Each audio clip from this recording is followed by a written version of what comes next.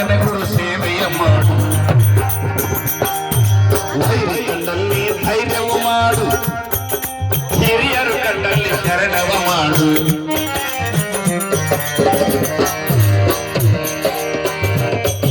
ವೈರಿ ಕಂಡಲ್ಲಿ ಧೈರ್ಯವು ಮಾಡು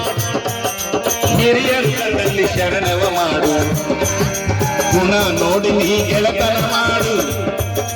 ಊರಿಗೊಬ್ಬರನ ಸ್ನೇಹವು ಮಾಡು ಗುಣ ನೋಡಿ ನೀ ಗೆಳತನ ಮಾಡು ಊರಿಗೊಬ್ಬರನ ಸ್ನೇಹವು ಮಾಡು ಮುಳುಗಿದಲ್ಲಿ ವಸ್ತಿಯ ಮಾಡು